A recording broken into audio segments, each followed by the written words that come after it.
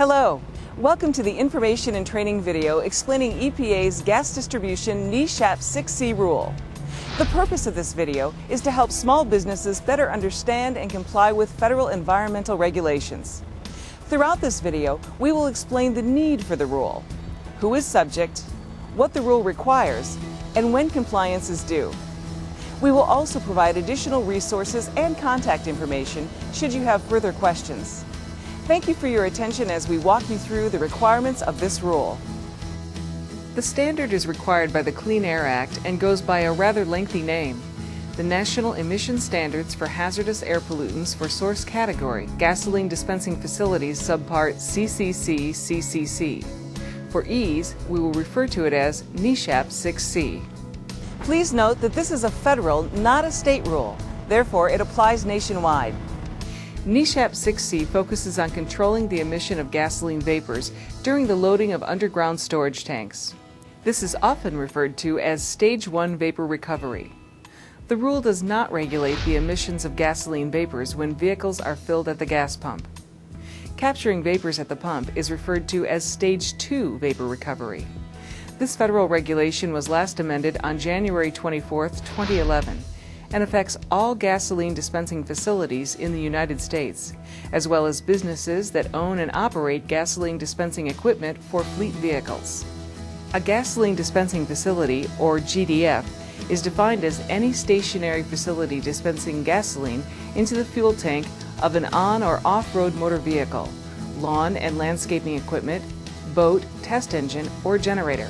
This definition includes, but is not limited to, retail gasoline stations, as well as commercial gasoline stations and private fleet vehicle refueling centers and marinas.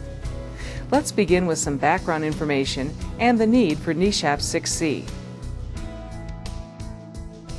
EPA is required under the Clean Air Act to identify hazardous air pollutants that pose the greatest health threat in largely populated urban areas. Area sources emit less than 10 tons annually of a single hazardous air pollutant, or less than 25 tons per year of a combination of hazardous air pollutants. Major sources emit more. Gasoline dispensing facilities are one of the area source categories listed by EPA. Gasoline vapor from these facilities contains hazardous air pollutants that pose a health risk. By installing required controls or vapor balance systems, the amount of hazardous air pollutants released to the atmosphere is reduced by about 2,300 tons annually nationwide.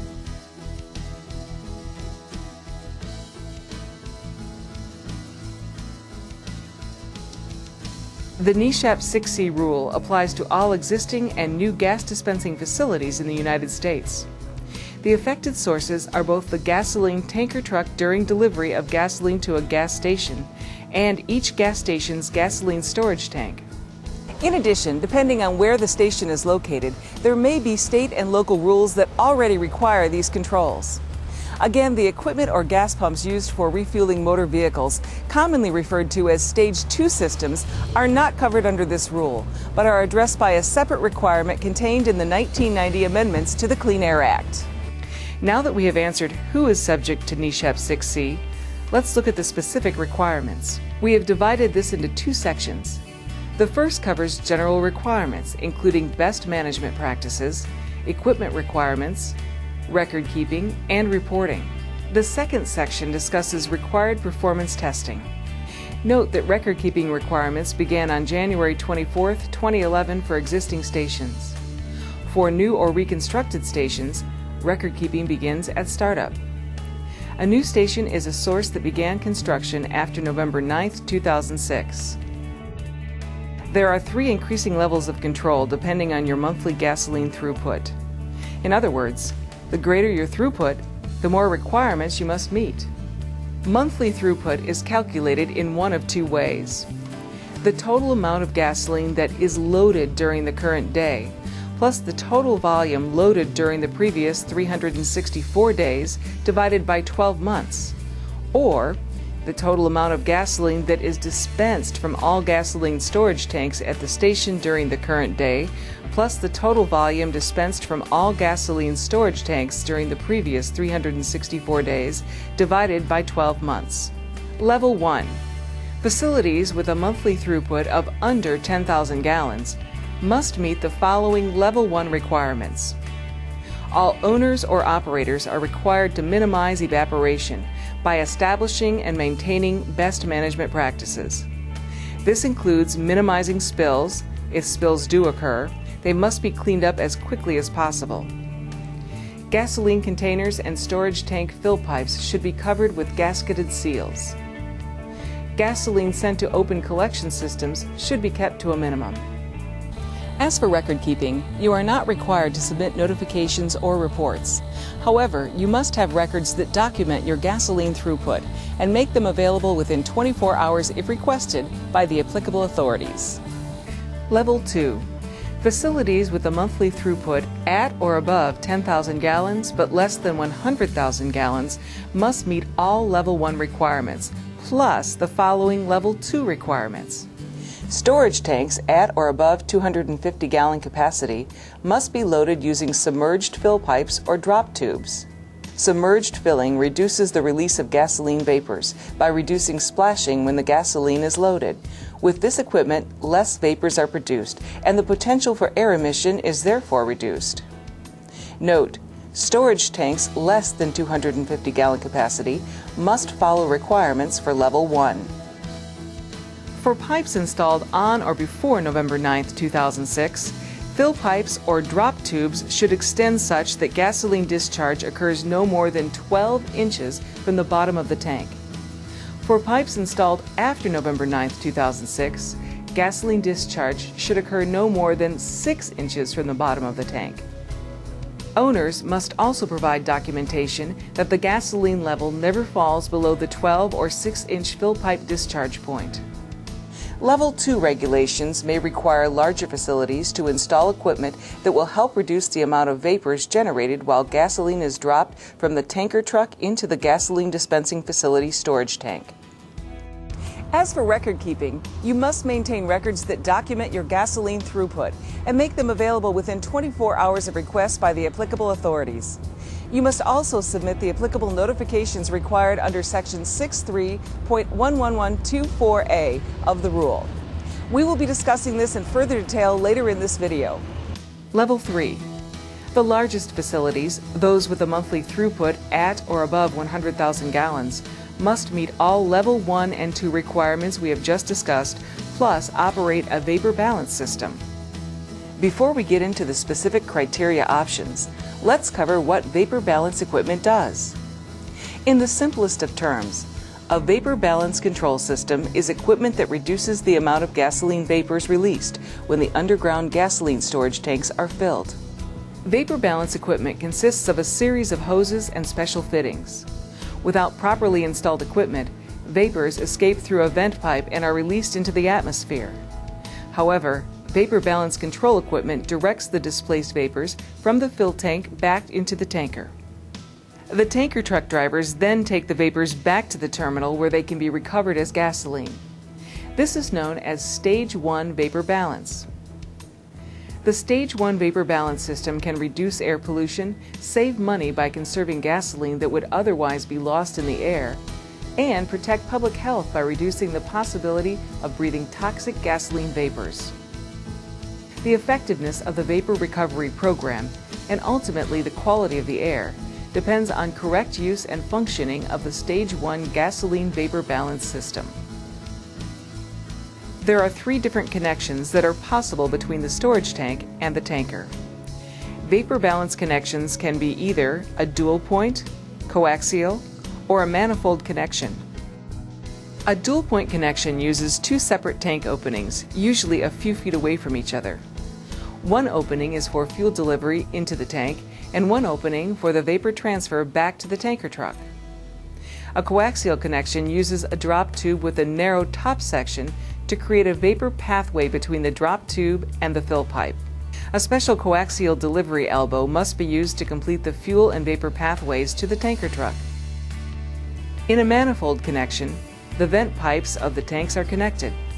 This allows for more than one underground storage tank to be filled at a time, and the vapors to be transferred back to the tanker truck through one pipe. The NESHAP 6C rule requires all gasoline dispensing facility tanks installed after November 9, 2006 have dual point connections. Those GDF tanks installed on or before November 9, 2006 can have either a dual point, coaxial, or manifold connection. Coaxial connections have been shown to release more gasoline vapors during loading than a dual point connection, and therefore the NESHAP 6C rule requires all newer or reconstructed GDF tanks have dual point connections. Now that we have reviewed what a vapor balance system does, let's look at the conditions under which they must be used.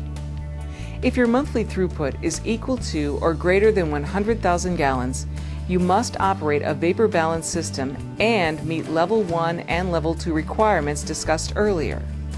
Additionally, you must meet one of the following Level 3 conditions. Level 3 Condition 1. Operate a vapor balance system installed prior to January 10, 2008 that meets specified enforceable state, local, or tribal rules or permits that require either an emission reduction of at least 90%, or Level 3 Condition 2. Operate according to the following best management practices with a vapor balance system meeting 9 design criteria. Number 1. Connections and lines should be equipped with sealed closures. Number 2. Vapor line from the tanker truck to the storage tanks must be tight. No losses. Number 3. Tanker truck tank pressure must not exceed 18 inches of water pressure or 5.9 inches of water vacuum during the product transfer. Number 4. Vapor balance system must be designed to prevent over-tight or loose fittings. Number 5. The opening on the top of the tank used to measure the amount of product in the tank, also known as the gauge well, must be equipped with a submerged drop tube extending the specified 12 or 6-inch distance from the tank bottom. This applies to storage tanks at or above 250-gallon capacity. The important thing to note is the GDF owner must prove that the fill tube was always submerged in the product while it was being transferred into the tank. Number 6. Vapor-tight caps for liquid fill connections. Number 7. Pressure vacuum vent valves on tank vent pipes at specified setting. This should be tested initially or at installation, and again every 3 years. Number 8. Vapor balance system must initially meet static pressure test, and again every 3 years. Number 9. Dual point vapor balance systems are required for new and reconstructed gasoline dispensing facilities or tanks. Or Level 3 Condition 3. Under this option, you must operate a vapor balance system demonstrated to achieve an emission reduction of 95% or better. To ensure vapor tightness of the tanker trucks, U.S. EPA Method 27 is required annually. Keep records and submit reports as specified in Sections 6.3.11125 and 6.3.11126 of the rule.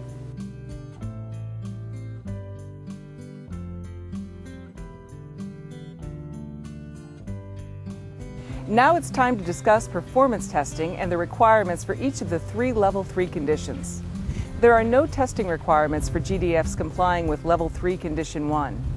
These GDFs are subject to comply with state vapor balance requirements prior to January 10, 2008. For Level 3 Condition 2, you are required to perform the following 2 performance tests. The first is the California Air Resources Board, or CARB Test Procedure 201.1E, and is required for every state, even if you aren't located in California.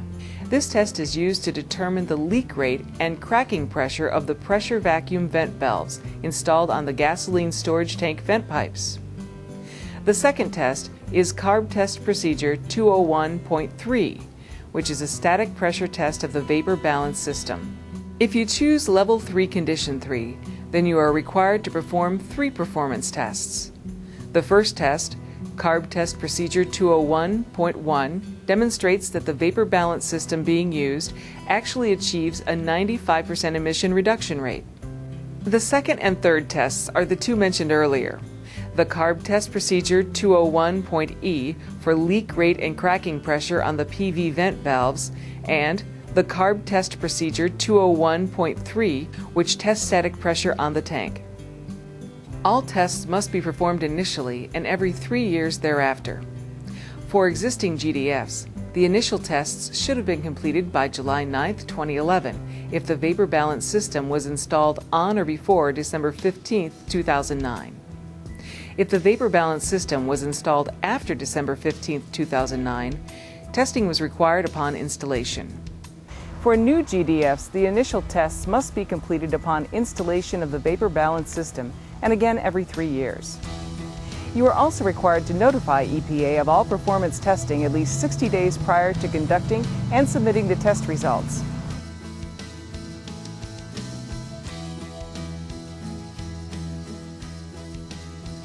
If you have a new or reconstructed gas station, you must be in compliance with the NESHAP 6C rule immediately upon completion of construction. If the monthly throughput of your GDF has changed your status, requiring you to meet a higher level of control, you must comply no later than 3 years after you become subject to the rule. Finally, if your existing gas dispensing facility is subject to the rule only because it loads gasoline into fuel tanks other than those of motor vehicles, you must comply by January 24, 2014. NESHAP 6C requires you to submit an initial notification form to EPA that simply identifies who you are and that you are subject to the NESHAP 6C rule. Once you are required to be in compliance with the rule, you will need to provide EPA the notification of compliance status. New sources constructed since November 9, 2006 must have met the NESHAP 6C rule requirements by January 10, 2008 or upon startup if startup occurs after that date. Existing sources had until January 10, 2011 to meet the NESHAP 6C rule requirements. The required forms can be found by contacting the Department of Environmental Protection for your state. Now, let's do a quick summary of the key points. The federal NESHAP for gasoline dispensing facilities, NESHAP 6C, applies to all sources that dispense gasoline into a fuel tank of a motor vehicle. This includes all gasoline stations and many fleet vehicle refueling centers. NESHAP 6C requires you to keep records of all the following information: documentation of your monthly gasoline throughput and the method you use to calculate it, volume loaded or volume dispensed from all tanks. These records must be available to U.S. EPA within 24 hours of request. Copies of the notifications that you are required to submit to EPA, and copies of all the required performance test results. Sources must maintain these test result reports for 5 years. Documentation showing that when gasoline loading occurs, the fill pipe opening is submerged 6 to 12 inches. The amendment addressing this requirement can be found in the Federal Register on page 4168 under Response. If you cease to comply with any part of the rule, you need to identify when the deviation occurred and what corrective actions were taken to get back into compliance as quickly as possible. Now to recap your requirements and compliance dates. Remember, all new, existing, and reconstructed gas dispensing facilities must now be in compliance. Your specific requirements are based on your GDF's monthly gasoline throughput. If your monthly throughput is less than 10,000 gallons, then the requirements are simple. You must meet Level 1 conditions, which are general best management practices, and you must maintain records of your GDF's monthly throughput. If your monthly throughput is 10,000 gallons or more, and less than 100,000 gallons, then you must meet both Level 1 and Level 2 requirements. This includes general best management practices and utilizes submerged filling when loading tanks over 250 gallons. You must also maintain records of your GDF's monthly throughput. And finally, if your monthly throughput is 100,000 gallons or more, you have a number of requirements. As of January 10, 2011, you must meet conditions of both Levels 1 and 2 and have a vapor balance system that meets either Level 3 Condition 1, 2, or 3 when the gasoline tanks are filled. You must also submit your notification of compliance status to EPA, conduct your performance testing, and begin keeping records of your testing. For existing GDFs, performance testing was due by January 10, 2011. By July 10, 2011, testing reports were to be submitted to EPA. Additionally, for existing sources, the compliance deadlines are May 9th of 2008, submit your initial notification form. If you missed this date, you still need to submit this form to EPA. January 10th of 2011 to be in compliance with best management practices. You must meet the submerged filling and vapor balance system requirements. September 7th of 2011. EPA must receive your notification of compliance status.